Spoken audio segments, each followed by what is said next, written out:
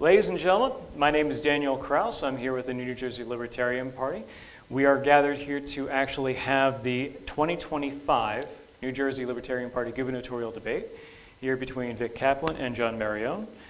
The candidates here will be presenting their case as to why they should be the candidate for the New Jersey Libertarian Party. And next Saturday, the 22nd of March, here on Cook-Douglas campus, the delegates of the New Jersey Libertarian Party will be deciding whom will be receiving the nomination for the gubernatorial run. So we don't get access to the primaries because of stupid state laws.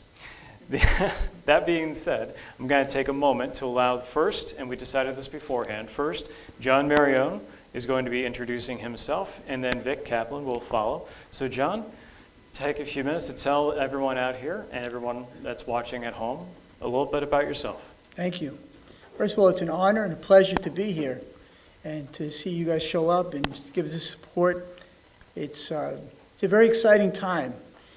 I'm not a standby kind of guy. I mean, I'm a person that's been an anti-bully advocate for many years now. I've been all over the country a couple of times to see the crisis all the crises going on in the schools. But we're in New Jersey. I've been dealing with it a lot in New Jersey. I was bullied a lot as a child, and I decided to step up and do something about that in 2010. And I had a publicist who helped me out, and I traveled. Ended up on CNN, prime time, and dealing with some of the worst cases in bullying. What I learned is that when children get bullied, they often get, the person who does the bullying gets suspended, expelled, and they go to jail. And I found that to be troublesome because I found that to be not the solution because the bullying kept getting worse and there was the mass shootings. It's become really a national crisis, but once again, back in Jersey, we've had our share of bullying in the worst ways. And so I established the first mandated anti-bullying program in a major worldwide city. It happens to be in Elizabeth, New Jersey. New Jersey's fourth largest city. That being said, what do we do? Like, what's the solution? What did I come up with? Like, what did the kids really own? Children have 33 days to change the world using their gifts and talents. So basically, it's who they say who they are, right? And then we're honoring them on the 33rd day, deemed Universal Harmony Day. It's like when you go to an event, you see what these children are doing, it's like Rocky meets Lean on Me. You literally, it's hard not to cry to see what these kids are doing. And it's so empowering that bullying, the crisis has gone down. These kids are much more cooperative. Grades go up, right? So it's the beginning of something so great that what does it cost the state of New Jersey? Nothing. Just give them the attention they need.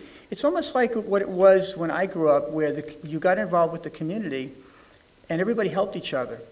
And somehow with the technology and the economics where people don't have that time, now we have to implement that idea in the schools, but tenfold, right? So it's that important that happens. So that's one mission of mine, to ensure that the state of New Jersey, like I will sign an executive order, I will make sure it's in every city.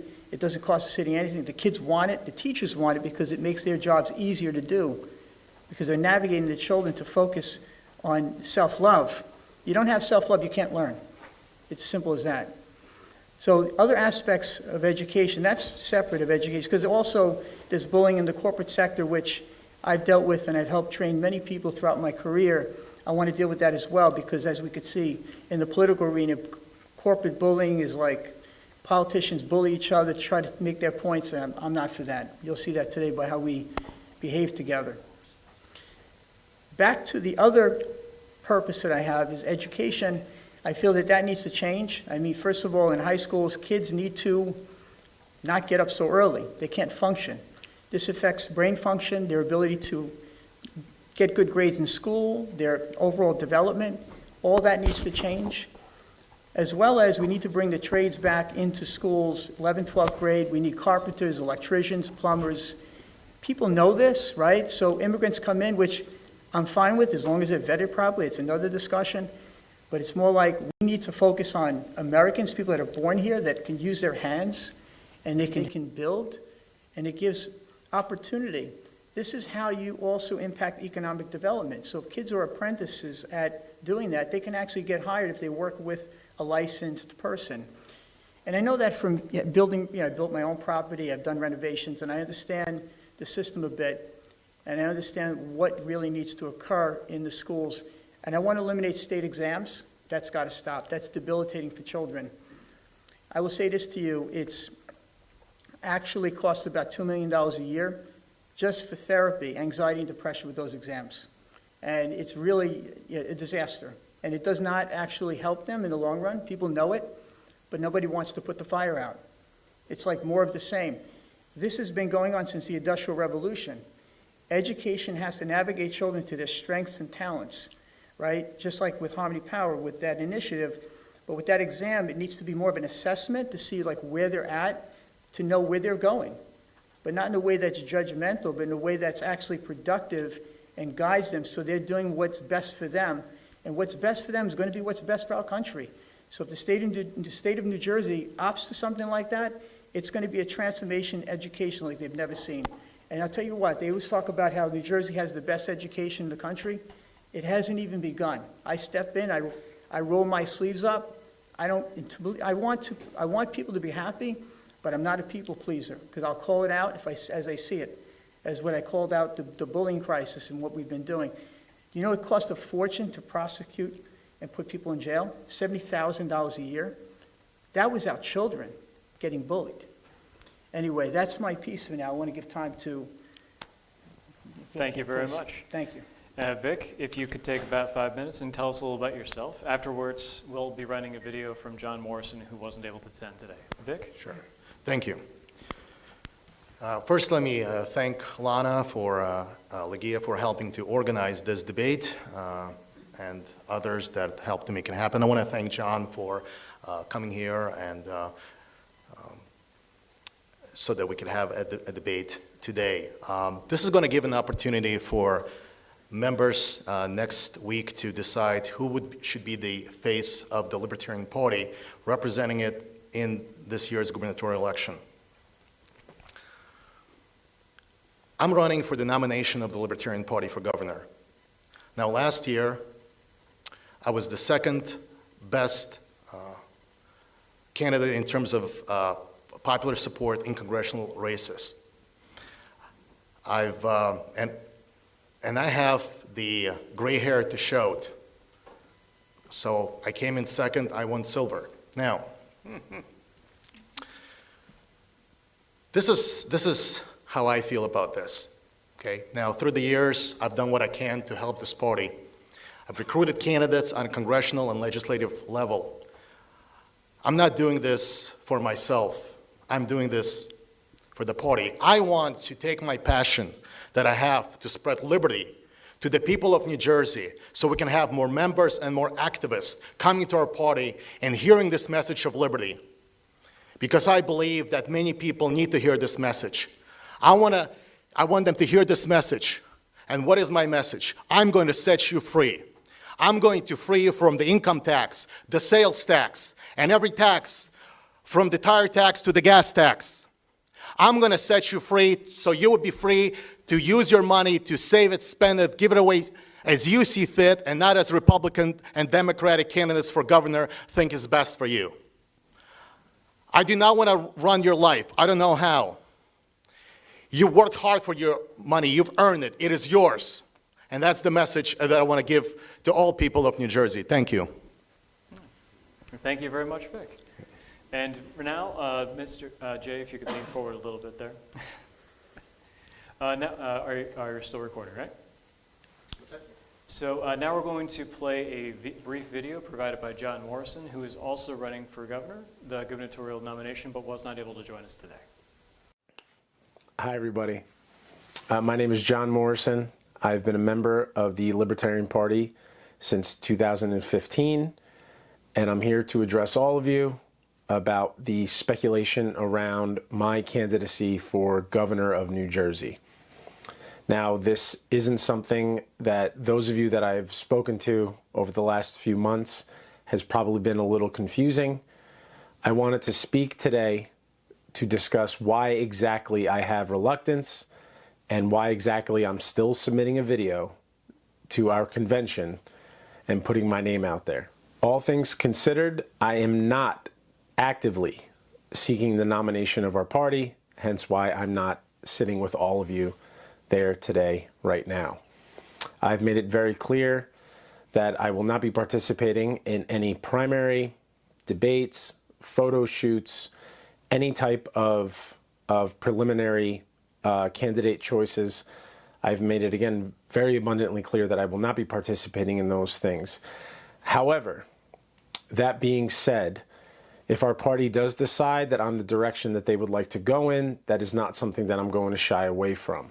At the end of the day, New Jersey needs a candidate, New Jersey needs a governor that stands and fights for the concerns of the citizens of New Jersey. Now, if there's anything else that you might want to know about me, if there's something that you want to look up, if there's something that you want to look a little more into, my congressional website from this past November, from 2024, is still live. You can go there to moreforcongress.com. Now, if our party chooses me, of course I will step forward. I will do what is expected of me. But no matter what happens today, no matter what your choices are, I will stand by our candidate no matter what. Now, again, I feel that my election and campaign history, the last 2 years, does stand up for itself. It is enough of a resume, I believe, to garner your consideration. So I thank you so much for your time. Thank you so much for allowing this video to be played today. And I look forward to hearing from all of you. And regardless, go Liberty and go freedom. Thank you. All right, so thank you very much, Mr. Morrison, for providing that for us today. Sorry you weren't able to make it. All right, so we're going to go now into a few questions that have been sourced from a few different places and a few different members of the party. Now, John, you went ahead first, so Vic, you're going to receive the first question. On the point of income taxes that you brought up during your introduction, it seems that the Democrats are trying to one-up us on this with one of their leading candidates actually advertising almost solely on, I'm going to lower your taxes. Do we believe them? And if not, how would you actually lower the taxes? What are the details of your plan? Absolutely. I don't believe not just lowering the taxes. I want to abolish the state income tax, and I want to abolish the sales tax. If the state of New Hampshire can do it, then so can we. And with the state income tax abolition, I will support abolishing every government agency that the state income tax covers. Doing so will save everyone that's watching me thousands of dollars each year. What would you do with that money? Would you give it for your child education, or would you invest it? Or would you put it up for your retirement? Finally, the choice would be yours. Now, I want to be clear on this. I do not believe in shutting off the light. The slogan of my campaign is empathy and freedom. Those people, those individuals who cannot work, those who are on disability, for those people, I will ask the state government to go to the local governments and county governments and find ways to make sure that these people continue to receive help. As far as programs under the state government, I will make the same offer. I will go to the county and local governments and say, please decide whether or not you want to take the responsibility that previously now belonged to the state and take up those powers. And I will also make the same offer to private organizations as well. But the goal is to save the money to the people of New Jersey, most importantly so that we can stop the exodus of people out of our state who cannot find the state affordable. Not only we will stop the exodus of people of the state, we will have more companies, corporations coming to this state and creating jobs, hundreds of thousands of jobs for the people of New Jersey. That is the offer that I will make. Thank you. All right, thank you. So just be aware, try to keep your responses as brief as possible. John, would you like to have any response? Yeah, I would love to. I agree with the fantasy of that idea, but here's the reality. I'm a businessman for 30 years in New York City, Manhattan. I've gone through COVID, September 11th, the financial crisis. I understand what has to happen. You got to figure out how you're going to make profit. You got to figure out the bottom part. There's a top and bottom that needs to occur as far as the math, right? So, of course, his idea is great because you want that goal, right? That goal is so far off the map. Let me tell you why, because I did my homework with this.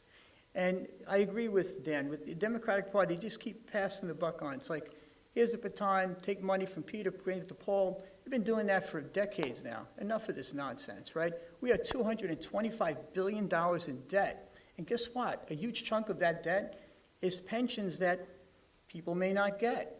So I have mathematical, I have real solutions. These papers right here, these are letters of intent. I have businesses in New York. One is a business that is RPC Ventures, and we'll get that on camera so people will see the legitimacy of this letter of intent. They want to bring in vertical agriculture into the state. Imagine something like that. I helped RFK Jr. with the Maha movement. I was the head of safety and de-escalation and national lead. But that's another conversation. The idea is that I believe in the healthy food, right? I believe in prosperity. You have to make money, right? You have to save money at the bottom, make money at the top. This will bring a lot of money in. It's going to create jobs, and it's going to save a fortune of money when it comes to people not being sick, because people eating organic food, right? If I may press you for how this relates to reducing of taxes. Because you can't reduce taxes when you don't have the money to reduce them. Okay. It makes no sense to me. This is this math has been going on. I listen to it all the time, and it's very disheartening. I listed the State of the Union, but the governor now, and it was hard to watch the whole thing because it's more of the same thing. And it doesn't matter what party line, whether you're Republican or a Democrat, they're telling the same story. We're gonna save this, we're gonna save it. Where is it coming from? What are you talking about? I'm a real businessman. 30 years Manhattan, Upper West Side Manhattan is no joke. And I've had this leadership school, and I teach leaders and future leaders. You see that administration in Washington? Those players know me because I either trained them or their kids. All right. Because I understand what business is. Thank you very much, Joe. Yeah. So we're going to go on to the next question. The following is, if you were actually elected to the governor, and you actually have what is considered to be the most powerful gubernatorial seat in the country, and it largely is considered to be that, we have a very large immigrant population in New Jersey. And ICE has already been conducting raids inside and on the soil of New Jersey on New Jerseyans who live here, whether they are legal or not. If you're elected, and this is going to go to John first, and try to keep your response to under a minute or so. Yes, please. If you were elected governor, what would be your response to ICE raids and deportations? Well, hence my second letter of intent. An investment firm that deals with immigration. This could be done humanely, efficiently, and make money for the government. That's what this investment firm does. They tried to pitch it to the administration. They were too busy to look at it. They happen to be clients of mine, so these people, they mean business. I believe in, if there's a gang, they need to remove them. I mean, you can't have dangerous gangs. Like, I'm all for you. Look, I'm a military. I'm an Air Force veteran. If they're a danger, they need to be removed. And not everyone's going to get warning, and some people might be victims of a decision like that. But the real issue is the overall immigration issue. People here that are not citizens need that right and need to go through a process to become citizens. So the system has to be not just for the people that crossed the border recently, but it's been going on for decades, and there's people here that are still not Americans, and that's an issue. And that's why you need a real business. We need to privatize that. You can't depend on the government to do everything. All right. Vic, as an immigrant yourself, what was your response to that? Absolutely. As an immigrant myself, I think of my grandmother. Had she been alive today and Donald Trump had been president, he would have deported her to Guantanamo, because for Donald Trump, the fact that she fought during World War II, she was a sniper and she killed the Nazis, well, that would not have been good enough. Now, I have a message for ICE that is a product of the neocon Bush's White House. That's when it was created. I'm going to ask you, find the words of immigration in the United States Constitution, and if you cannot find the words of immigration, is that why you're using the word invasion? And does that mean that your ancestors have been invaders?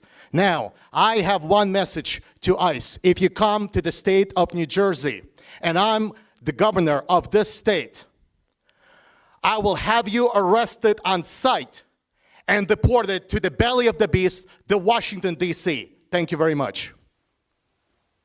We have certainly two different approaches to that question right there. So for the 6 years in a row, this is a bit of a switch up. For 6 years in a row, the state of New Jersey has been rated as the worst state when it comes to the business climate. John, I know you're familiar with this. Vic, I know you're familiar with this as well.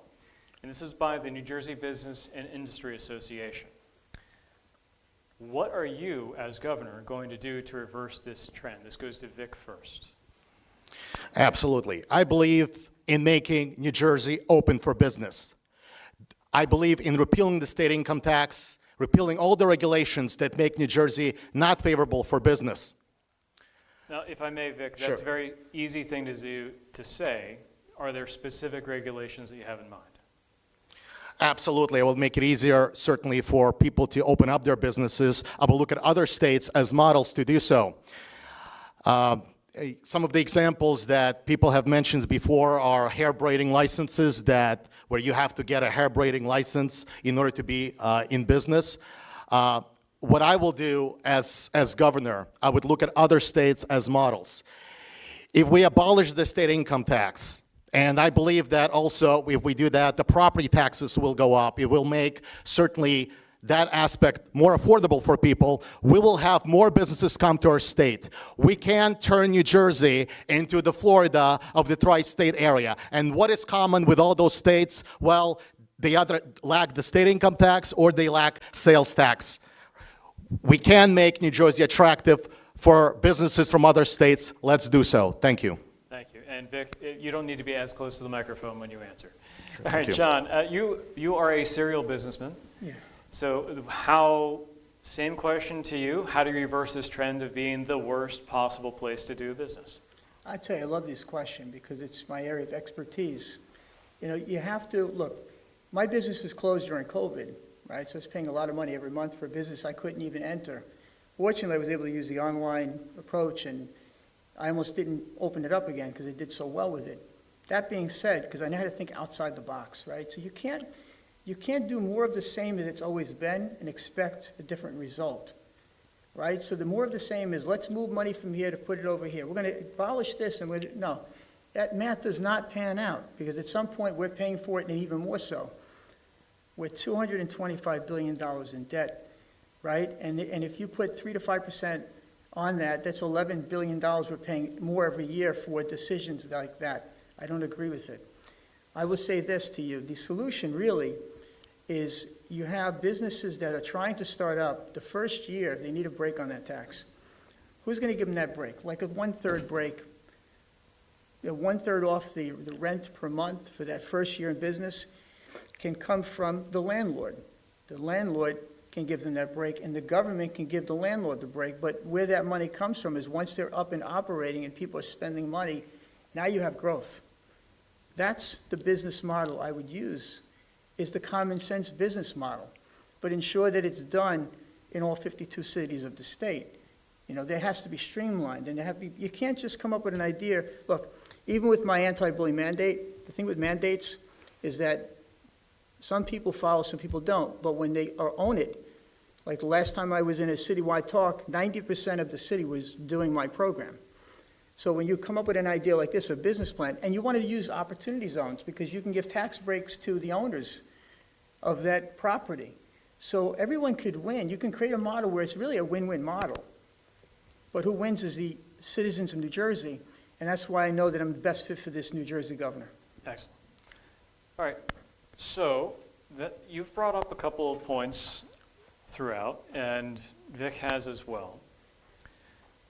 What are the top 2 issues that you would like to advance during this election? If you could talk about only 2 things for the next 9 months, what would they be? This goes to John first. Well, I always start from the children because the children are the future, right? So if we focus on anything else, we're going to have more of the same issues later on. It starts with, I said earlier, is the violence with the bullying. You have to put that at bay. Bring more peace and more communication, bring harmony power to the schools because it's needed badly, right? So that's number one. Then you have to infuse this type of education plan like I've mentioned earlier, bring the trades back, get rid of statewide testing, right? These are common sense things that actually affect our pockets because now we're spending less on criminals in jail at $70,000 a year per person, right? And we have more people going to work instead of spending money on colleges that, A, they can't afford to get into, or B, they're not going to even use the information they learned at school for work. And now they're in $200,000-$300,000 in debt. They can't buy a house, and it goes on and on and on and on. So it's the children first. So like I said, the bullying crisis that you hardly ever hear about, that was the biggest news before the presidential debate. Mass shootings, this bully, that was the biggest thing before these presidents started debating. It was very upsetting for me, because I advocate for them, because when you advocate for the children, you're advocating for the entire state of New Jersey, because in 20 years, those kids are adults. All right, Vic, same question. What 2 issues would you focus on? You can't talk about anything else for 9 months. This is it. Absolutely. I like to abolish most, if not all, of the state taxes. I like to see those abolished. And on top of that, I would also like to get rid of the certificate of need laws when it comes to health care, which lead to the increase of the cost of healthcare services. I think we can do this. I also believe in making housing more affordable as well by getting rid of the taxes on new housing. I got to press Thank you you on that. Well, no, I want to press you. You just listed 3. Yeah. Which 2 would you actually want? Okay. I'll take the state taxes and the housing part. Thank you. Okay, thank you very much. All right, I'm just going to go out of order just really briefly because we are doing live to tape. Is there anyone in the audience that would like to ask the candidates a question at this time? Mr. right here in the front. If you guys, Hold for your microphone, thank you. if either one of you get the nomination, are you willing to run an active candidacy? And I mean from top to bottom, from the top of the state to the bottom. Everybody ignores Cape May. They never go down there. And I know that for a fact, except for one candidate who did go down there. Are you willing to run an active and vital candidacy? May I answer? Let's go ahead. I don't know. Vic answer and then John. Yes, I will. I have done my research with data analytics, so I have identified by precinct the areas where I know I will do well. So I've done a lot of work doing that. I have also created ads already, so if I'm nominated for office, my ads will be running on day one. On top of that, I've compiled a huge donor list from the past. So if I'm nominated, I will be using all these different tools that I have done to run a full-style campaign. Now, the reason I think why all these tools that I have accumulated will be useful is because I will be able to get the most bang for the buck. I will be using my own money to put myself on a ballot, and because I know where to find the people that are more likely to support me, I will use all of the methods through social media and others to get those people to support me beforehand. I also know from my last run for Congress that I have people who had supported Kamala Harris and Donald Trump both say that they will back me, and those people that voted for me. So I've already shown that I have an appeal across the demographics in the state of New Jersey, where you had people who were Indian Americans, people who are African Americans who were backing me during last year's congressional campaign, and this is why I was the second top vote getter among the 8 congressional candidates who were running for Congress last year. And thanks to my efforts also, I did receive the endorsement from CARE organization, and I was the only candidate along with Lana Legia to get that endorsement. Thank you. All right. John, same question.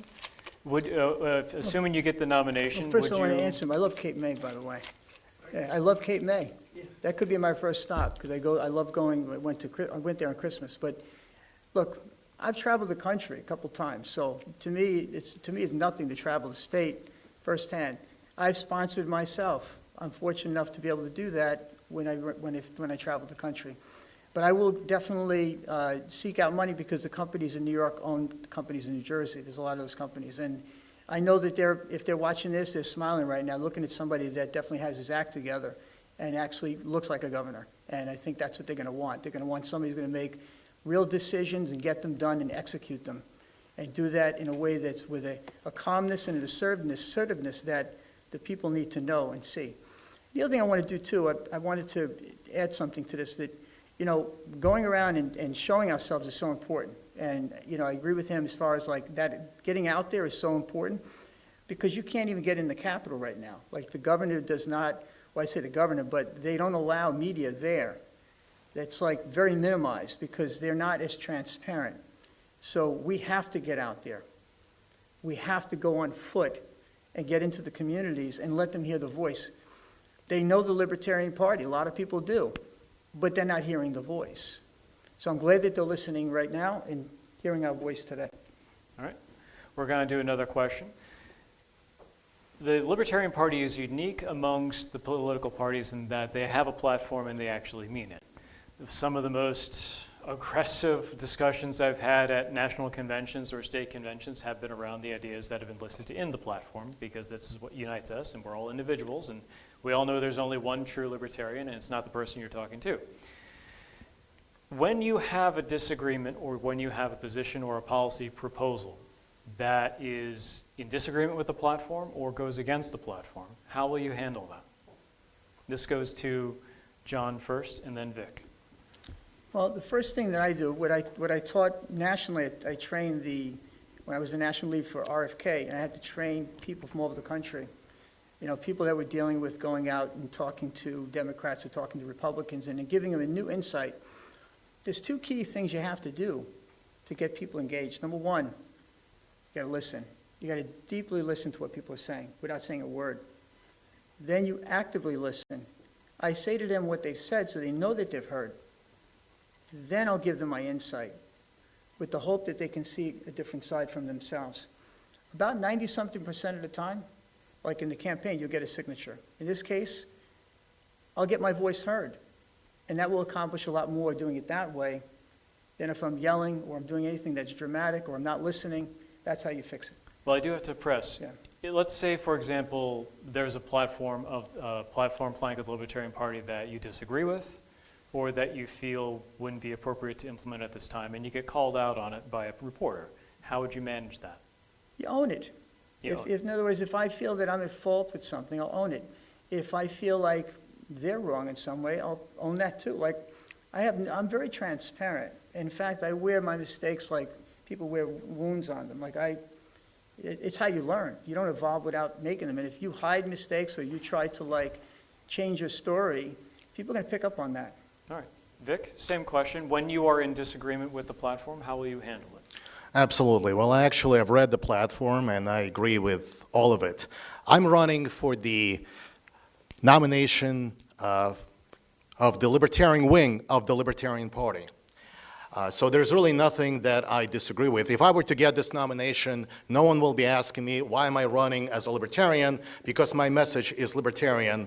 I believe that we should get the government off our backs on state, federal, state, and local level. But if I were to miraculously to disagree with any point of the platform, if that were somehow to happen, even though I don't really have any disagreements, well, I will explain what my position is. On abortion, for example, I am personally pro-life, but I do not believe government getting involved in abortion. So, thank you. This is actually be a good time to ask the question about abortion, since you brought it up. All right. How would you go about altering or changing the current state of abortion laws in the state of New Jersey? This goes to Vic first, and then John. Well, I do believe that life begins at conception. At the same time, as I do understand that there are millions and millions of women and men who disagree with my view. Now, I can never get in the position of a pregnant woman, and I will never understand what it's like for a woman to make such a difficult decision. So, and because of that, I think it is wrong for the state to pass a law to criminalize something where millions of people do not believe that they're committing murder. I think that we should make alternatives to abortions more available, such as adoption. We should make it more available. Now, having said that, I'm opposed to any taxpayers' funding of abortion because I believe it's morally wrong for the government to force someone who believes that abortion is murder to subsidize the procedure. Thank you. All right. John, same thing. What about our current New Jersey laws around abortion would you change? First of all, I like his thoughts. I appreciate his thoughts, but I'm going to add a little bit more to it. I believe that, I'm more of a centrist. I love the Libertarian Party, but my viewpoints I try to pull from different places. But I love the party because it's all about freedom and trying to figure out what that word really means. And my thing is with freedom at any expense is no freedom at all. Like, that's the reality of it. There has to be some parameters, right? But with abortion, it's interesting that the lawmakers are always men. I just find that rather unusual. They create the laws whether women can abort, they can't, like, that, they should have a panel of women decide, seriously. Like, that's more fair, or at least mix up the panel when they make those decisions. But I would say that the third trimester, I have an issue with a full-on baby coming out and they're aborted. That bothers me. To me, that would make most sense to be some measures in place that balance the equation so the fighting stops, that women have the right to abort, but at what expense and how often and how much. And that the man should be equally responsible too. There are men that impregnate women like it's no tomorrow. And this happens with people who are just not thinking about it, especially younger people. So I think there has to be an accountability for the man in some way. Maybe they remove that ability for them to have a child again. If maybe it's the third abortion, 3 strikes you're out. Like, there's got to be something in place that covers both sides. So I'm kind of like looking at this from different perspectives, but it's something that I would definitely put my pen to paper, get people together, and come up with something that is more of a centrist idea for the state. All right. After this next question, we'll be asking the audience for another one, so get your minds thinking. So you've brought up your work with RFK Jr. A few times during this past... Not personally, but I was his national lead. You were with his campaign. Yes. Sorry, I'm having a moment. Thank God it's on tape. All right. Let me start over. I Please. apologize. Given your association with RFK, and given your long and deep association with the LP, how do you convince Democrats to vote for you in a state that is deeply Democratic, in a state where in order to win the governor's seat, you need to get the Democrats to vote for you? How, with your associations, would you be doing that, and how with your associations would you be doing that? John, go ahead. Yeah, to me, it's, the position on children has nothing to do with politics. So if it's about the health of a child and the well-being of that child and their prosperity and whether they're going to have a job later and who's paying for their education, the parents. So I think very quickly people will push aside their political viewpoints and start thinking about the children and that they come first. It's common sense to me. And they'll see that as me as a centrist, that I'm looking at both sides. Look, if you're a Democrat, there are conservative Democrats, there's liberal Republicans. So it's so easy for me to get Democrats on my side. 90-something% of my client base in New York are Democrats. There you go. And they're excited that I'm here right now. So thank you. Right. Vic, same question, but slightly different angle, I suppose. Your long association with the LP, you're deeply into that world and that history. How do you convince Democrats, whom you need, to vote for you? Absolutely. So when I talk to the Democrats, I would ask them, when was the last time you voted for governor and you got, and that person gave you the reasons that where you were satisfied for which you voted for? So you voted for Murphy because you believe in civil liberties, and then Governor Murphy decided to restrict your freedom of speech and your freedom of movement. The point is that your candidate may win, but you won't win. What I'm offering instead is something more. It's something better. I'm offering for you to keep every dollar you earn. If you're a business person, imagine how easier it would be to start a business with all those regulations gone. When I go to New York and I ask people, who wants to start a business, a lot of people's hands to go up. We must unchain the potential that people have, that whether they're Democrats or Republicans, to allow them to fulfill their goals and fulfill their dreams. Only then can you, whether you're Democrat or Republican, can be truly happy. When you are the one who's running your life and the politicians are out of their way, where all of your potential is fulfilled. This is how I can try to convince Democrats to vote for me. You will have all that money in your pockets. Imagine what would you do with that money. You could start your own business. You would have all the freedom that you want, all the dreams that you had. I will make it more likely that they will come into reality. That's how I will convince the Democrats to vote for me. Thank you. All right, excellent. Who would like to ask a question? Right here in the front. And please give us your name. Yeah, so if one of you were to not, my name is Dustin. If one of you were to not receive the nomination, would the other be willing to accept the nomination to Lieutenant Governor? So in the event the party does not select you as our nominee, would you be willing to accept the Lieutenant Governor nomination? Let's do Vic first and then John. Well, I think that we do have a different emphasis in terms of the issues that we would like to focus in our campaigns, so I would respectively decline. Thank you. John? I would respectfully decline as well, because I'd rather see something personally, which I don't even know if it's possible with the party, either find somebody else, or, my vision of, being a governor is including a Democrat and a Republican. You want to mix up your cabinet with different viewpoints so people will debate you. Debate shouldn't be here, start here and end here. Debates are ongoing. Issues are very serious, and you can't just come with your own thinking and think you've got all the answers, because you don't. So that's my perspective. But I would, if the party said, hey, it's got to be from this party, then I would have to pick someone. Who that someone would be, they would show up for me, I have no doubt. Yeah. Excellent. So the next question is on the state pension, and John, you're going to be answering this one first.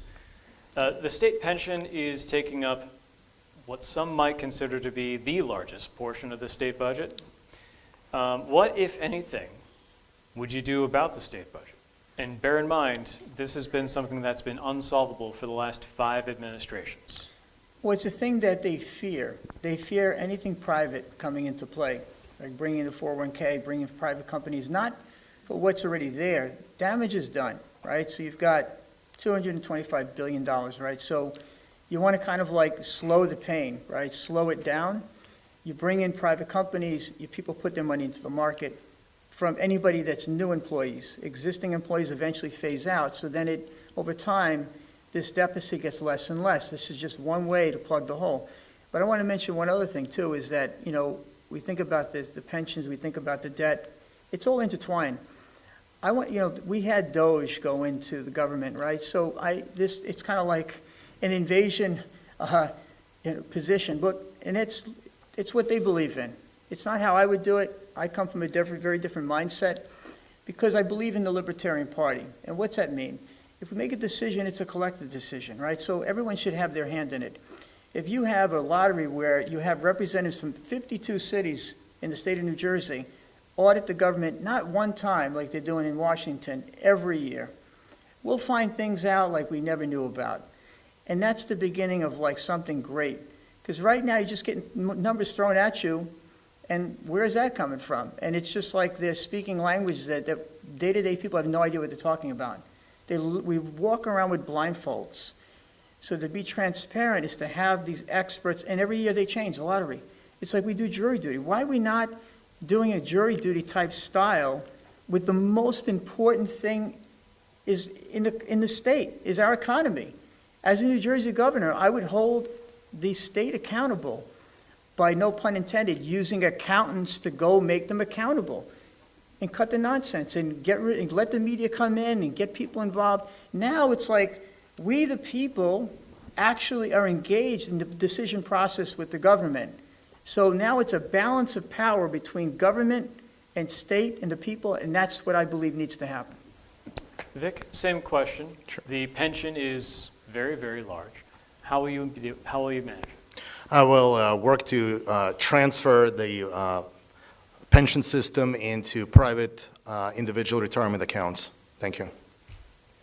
I feel I would have to press you a Sure. little further, because we have very powerful public and private sector lobbies. We have these pension obligations go back for decades, and the people that might roll off won't be rolling off for another 3 decades yet. Given that, what would you do? I will still insist on my position. Okay. Thank you. Thank you very much. All right. Next question is on everyone's favorite little boomstick, the Second Amendment. Vic, you'll be answering this question first. What is your stance on the Second Amendment, and how does it apply to the New Jersey? Absolutely. If you believe in the Second Amendment and you're listening to me right now, you've got your biggest fan. If I'm elected governor, I will support getting rid of the red flag laws and any restrictions on the number of guns that you can purchase. With me, you will have no waiting period.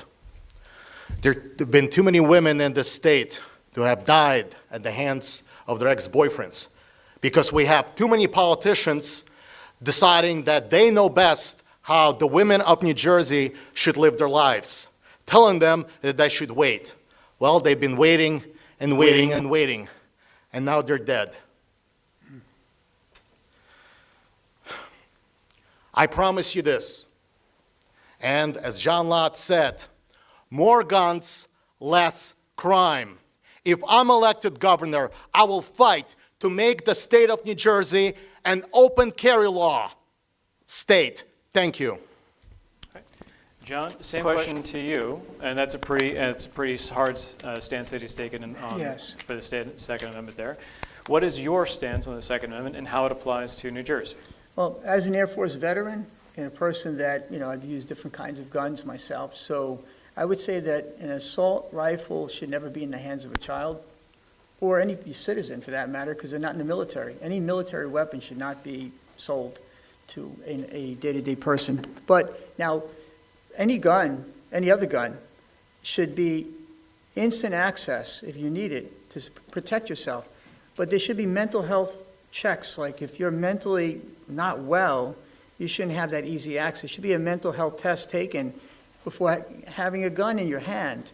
It's just common sense stuff to me that makes sense. It needs to occur. But there shouldn't be this delay in people getting something to make their family safe. Like, if you have an old lady, an old man that can't have that gun in their house, or like he said, a woman that has to protect himself from, abuse of some sort, that needs to be there. And I agree that the crime would go down significantly if it's managed the right way. Like I said, mental health matters when it comes to carrying a gun, for real, and also nothing that is military-style grade where I could spray 100 bullets and kill a whole bunch of people. It makes no sense to me. That would be my take on it. All right, so you would draw a line at the fully automatic capability or That's right, semi-automatic yeah. as well? Yeah, no, anything that's going to kill a mass of people by just pulling a trigger, I'm not there. Yeah. All right, thank you. All right, we're going to go ask this, just a real quick show of hands in the audience. Does anyone else have a question? All right, we'll get to you after this one. Housing in New Jersey is one of the main points of pain of anyone that lives in New Jersey. I've personally seen my property taxes go up $3,800 since I bought the house in 2018. What are you going to do? And that has nothing to do with the market situation as well, of housing just becoming more and more expensive. What would you do to address the rising cost of housing in New Jersey? And John, this goes to you first. We go back to the whole picture, right? So how does the state make money to be able to reduce taxes? How does it save money? The saving money is, once again, having the representatives from every city go and assess the situation. We need to be educated on the math of what we're dealing with, the real math, not the perceived math. The math that, as citizens, we come up with that conclusion, right? And then on the other end is, how do we make money as a state, right? There's minimalist style housing that they make, like literally you take a building, you could either convert a building or build a new building where the homes are very small, but you can afford that rent, like if you're in a low income area, or you can actually buy it in certain places. We need to create those opportunities for people on the low end. But on the higher end and up, I would say that, we need to think about the senior citizens, right? So to me, at let's say age 70, there has to be a cap just for the senior citizen. But I would not manipulate that system so much, because you have to look at the math as a whole, so that we could save money and make money and watch the billions start to diminish. Because right now, we're in a sinking hole. Like I said, $225 billion in debt, with $11 billion a year in interest on top of it, and yet we're still moving money from one place to the other, and we're going more in debt every year. I'm saying you need, at the low point and the high point, you need both to really see a change that will occur. Like, realistically, within the next 2 to 4 years, you could start to see a change. In a 10-year span, you would see the real change. I'd like to press you on that point of smaller housing units being available. What is your proposal on how to bring those to be available? Well, there's business people that I'm connected to, real estate developers would do it. Because, look, if they're getting a tax break in an opportunity zone, they're highly likely, if there's a financial benefit to them, they'll do it. Because in mass volume, they make money. And in mass volume, we are saving money. Now people have a home to live in, they have a dream to live for. Right now, it's like either they're going to spend, in New Jersey, they're going to spend $400,000 and up or $300,000 and up, and they can't even get those numbers in their head. So they're renting first, and maybe they can get something that's $100,000. Like, that's what I'm talking about. It could be a very big difference. Like, we do it for seniors in certain ways with rent control. Like, we have to think about people who are just starting out that have a $200,000, $300,000, $400,000 college loan that they're paying off. It's crazy. We are in deep trouble, and changes need to occur on all ends to see the real change happen. You can't just change one thing to go here and just move it around and hope it's going to fix itself. In 4 years, we'll be exactly where we are. In fact, even worse if I don't come in and become your governor. All right, Vic, same question. Housing costs are continuing to go up, and it's one of the major pain points of people that live in New Jersey. How would you address that? Sure. I would support getting rid of the impact fees that make it more expensive to build smaller homes. So impact fees will have to go. Number two, I support getting rid of the inheritance taxes, and of course, with my support for getting rid of the state income tax, the property taxes will go down in most places, and this will make the houses more affordable. Years ago, I went to a hearing by State Senator Mike Doherty, who supported equal funding formula per student by the state, and that would have reduced property taxes. Of course, I support getting rid of the state income tax and reducing the property taxes even further. On top of this, I do believe that we can make cheaper housing available. It's already there. Boxables, that is one thing that I would make legal in the state of New Jersey. Boxables will be legal. The starting price on a boxable is at least $30,000. We can make housing affordable in New Jersey. Okay, so I will make it legal. Let's legalize freedom. Thank you. All right, thank you very much. We have a submitted question from the membership. This will go to Vic first. And if I have this incorrect, please let me know. Will you pledge to bring renewable energy programs into New Jersey? I will let the market decide what we should have. I will get the government out of the way, and if renewable energy is something that there is a demand for, people will buy it. We cannot have unproven government subsidize unproven energy, and then, well, oops, it doesn't work. Now you just wasted lots of taxpayers' money. So if the alternative energy works, they will come here, and if it works, people will buy it. Okay, just like with electric cars. All those years that electric cars were too expensive and people could not afford them and were not very effective, well, people weren't buying them. By the way, speaking of electric cars, if you go back to around the year 1900, close to 30% of our cars were electric. So that's an interesting fact. Thank you. John, same question. Would you pledge to bring renewable energy programs into New Jersey? Well, I have Tesla panels in my house. I'm a believer in that. But there's something that's really big, really big, that needs to occur in the state that I feel would be a game changer. Economically, all of that. It's these turbines they put in the world, hydro turbines, right? The issue is that PSE&G wanted to have them put in, but they weren't getting the kind of breaks they needed to put them in. It's not cost effective for them unless the government helps them. That's where you actually, if you're going to gamble money in the state, that's where you put it. You give it to PSE&G and they're like, let's go. Because it basically can light up a whole city with a couple of these things. The power of that is immense. And the more I read about it, the crazier it is in a good way. So to me, I'd be sitting down with the CEO, I'm like, let's go, let's figure this out. And of course, I'd bring in other experts because it's not my expertise. but it's my excitement by what I'm reading about it. It's like, that's where it's going. The solar panel idea, that's there, but it's not, that's not necessarily the future. It's this, because it produces so much more energy at such less cost, but the startup is expensive because it's new. Yeah. All right, thank you very much. Just reviewing here. There's a phrase that's been used to describe people from New Jersey that moved to Florida and then decide to go up to North Carolina. It's called a halfback. You know, they go to Florida, they come halfway back. It's fine, it's nice, whatever. But that joke kind of glances off the fact that New Jersey, while we have a huge amount of people coming in from overseas as they move here and find their own communities here, the first and second generation after that, they leave. We have the largest leaving, second only to New York on certain years. What would you do to change this fact? John and then Vic. And then we'll do one from the audience. You know, at the end of the day, it's the affordability. It's just not feasible for a family to start here. That's the issue.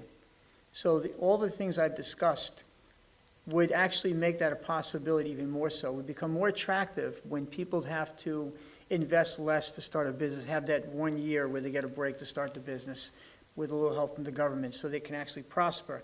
You need a business, you need an income stream to afford the house, right?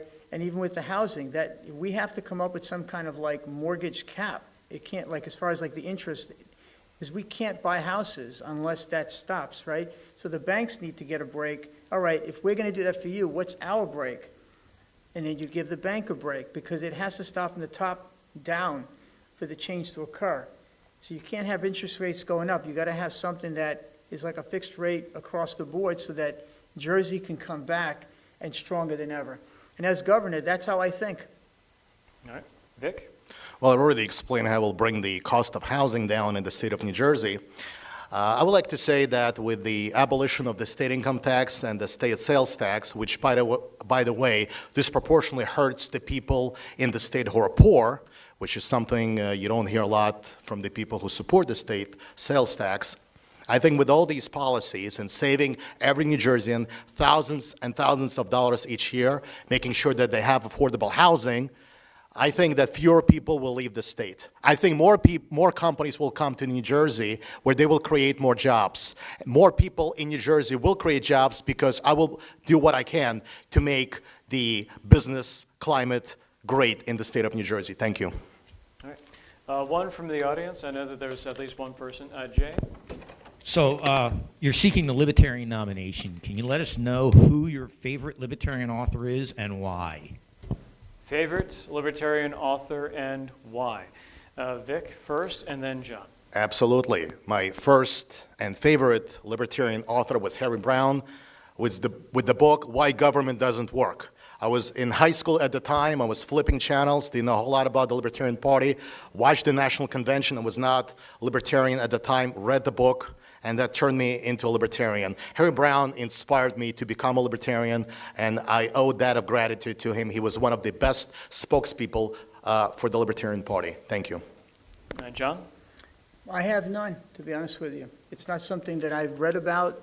I mean, I've read about the principles. Well, then maybe of not life. author, but thinker. Do you have a favorite Libertarian I don't. thinker? I truly don't. I came upon this party by chance online, fell in love with the basic principles, and just kind of stayed there. And I try to keep my mind open between the three-party platforms, but I'm not well-read with authors as it pertains to the party. And that's something I could certainly do that as, you know, if I'm elected, if I'm the nominee for governor, I'm certainly going to do that, so I can answer that question next time. Excellent. Yeah. Thank you very much. All right, so one of the things that the governor does get to do is that they get to appoint judges. Judges are a big thing. Some may say the most important decision you make as a governor is who you appoint. Mm-hmm. What standards would you use when deciding who to appoint as a judge? John and then Vic. Right, I go first? You go first. Yeah.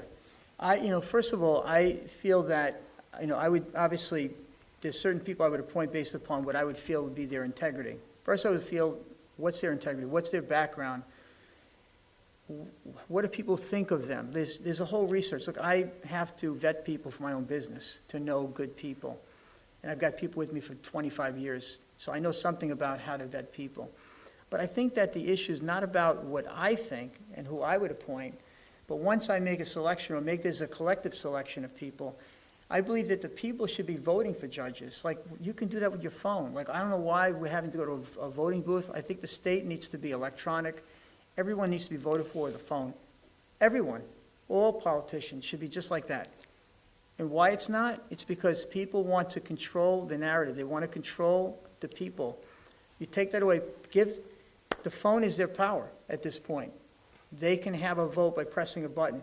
They can see a video what the person says, look at their background, and make a decision. And we'll make much better decisions as a state than we would be if I made the decision. All right. Vic, same question. What standards would you use when appointing a judge? Absolutely. I will appoint judges based on the standard of their view of the proper role of government. That the proper role of government is to protect individuals from force and fraud, and everything else should be left up to the people. I would love to appoint judges like Judge Napolitano. If I'm elected governor, I will appoint him as a judge. Thank you. I want to press you a little bit because there is the responsibility of the judges to interpret the statutes that are passed in the state of New Jersey. So in certain cases, those laws may not fall in line with what you just proposed. So when their responsibility is to interpret the statutes, how? Well, I believe that just because the state government has the power to do something, it doesn't mean it should do it. And that would be my outlook. So I would try to select judges whose view of government mirrors mine. Thank you. Okay, thank you. I know there was at least one question in the audience that was coming up. We're coming close to the end, so if anyone has any questions, please make sure to bring them up and ask them. This is getting back to energy. When I was growing up, there was a proposal to dam up the northern part of the Delaware River. It's called the Talk Island Dam Project. Flaw in it was that most of the energy was going to go to New York. And I think that those kinds of renewables would be appropriate. I don't know what your opinion would be on that. It would take up some land because obviously we'd have to appropriate the land for the dam project. But I think that's an appropriate use of government authority between Pennsylvania and Jersey. Also, Just on that point, is there a question that yeah, you can put at that? would you be in favor, but also, would you be in favor of sustainable nuclear energy? All right, so I'm going to parse that a little bit. Would you be in favor of larger infrastructure programs for renewable energy? And would you be in favor of nuclear power plants being installed and brought online in the state of New Jersey? So two-parter, related. And I believe this went to Vic first, I believe. Sure.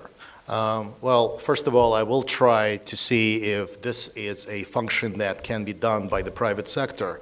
In terms, that's when it comes to the first question. The second part, and if not, then I would consider it. Now, as far as because I believe in saving tax money, so if something can be done by the private sector, I think it should be done by the private sector. Now, when it comes to the second part and nuclear energy, look, a lot of countries use nuclear energy. Nuclear energy is mostly safe. Now, I'm somebody who survived, who still remembers the Chernobyl nuclear disaster, and that unfortunate disaster was done because, well, the Soviet government made quite a lot of errors, and such a disaster would be inconceivable in the format of this happening in the United States. So I do believe that nuclear energy is safe, so I would definitely be supporting of getting any types of restrictions off when it comes to developing nuclear energy here in the state of New Jersey. Thank you. All right, John, same question. Larger government-led energy programs and infrastructure programs. I think his idea is a great one, and definitely anything to save money and make money. There's so much to benefit. That risk, there's a much greater risk not doing things like that. You have to take those chances and do those things to help the state to prosper. Nuclear energy is definitely off the table for me. I can't imagine like a Hurricane Sandy or something crazy happening, and having that in place just makes no sense to me. Any places that use anything nuclear I'm an Air Force guy. I've watched a lot of videos of what nuclear does. It's not something that's ever on the table for me. Okay. Even with I would like to press you on that. There are other forms aside from the standard pile-driven things that we see at 3 Mile Island or Chernobyl or Indian Point. There are other forms of nuclear power. Would you be opposed to those that are not of that? If they're 100% safe from a natural disaster. Okay, so for your line, it's natural disaster safety. Well, any type of disaster that could actually ignite that and make things much worse. Okay. Yeah. Vic, Yeah. same question? When it comes to nuclear power plants, I mean, in most countries, they are safe. In France, they're used all the time. And when it comes to Fukushima and it comes to Chernobyl, again, those are exceptions to the rule. If you look at Fukushima, the only thing that turned into a huge disaster wasn't because of it wasn't just because of the flooding, it was also because of the earthquake. I think most places in New Jersey, I don't expect us to be facing certainly large level of earthquakes and having a Chernobyl type of a disaster. I just do not see that happen. Thank you. All right, we're going to I have 2 last questions on my list, and if there's any other questions coming in from the membership or from online, please let us know. The first question is, if you're elected as governor, who will you pardon? And this is going to go to John first. Who will you pardon? You know, it wouldn't be a specific person. I would say that, I'm a strong believer. What attracted me to the Libertarian Party, look, you see this ring here? My mom passed away 2 months ago. I was homeless as a child for a few years, and she was a drug addict and a addicted drug. She was suicidal. So I experienced everything, welfare, Medicaid, everything.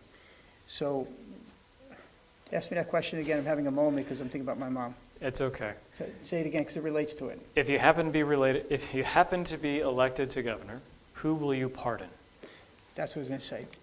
Nonviolent drug crimes.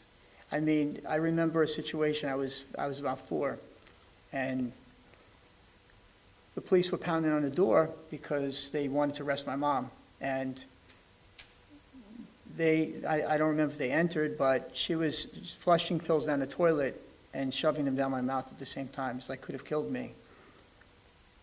That's when I realized, these people are in jail at $70,000 a year that we're paying for. Shouldn't be in jail, right? Same with prostitution. If it's not hurting anyone, it's their business. People have a human right to do what they want with their bodies.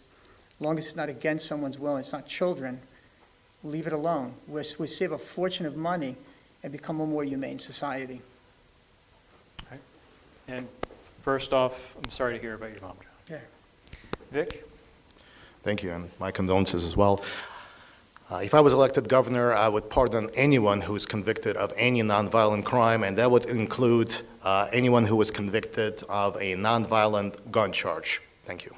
All right. And final question, any final questions from the audience? All right. Last question for you both, and this is going to go to Vic first and then John. Taylor ham or pork roll? Taylor ham. All right. John?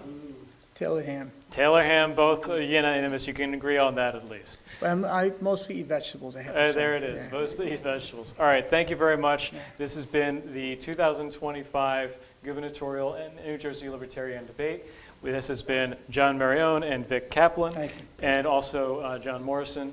So Thanks, sir. we look forward to seeing what the convention does on the 22nd of March, right here at the Cook Douglas campus of Rutgers University. Please join us. It's going to be an all-day affair. We'd love to see you there. Have a wonderful day, and thank you very much. Let's a round of applause for these guys. Come on, round of applause. Thank you. Thank you. Park roll.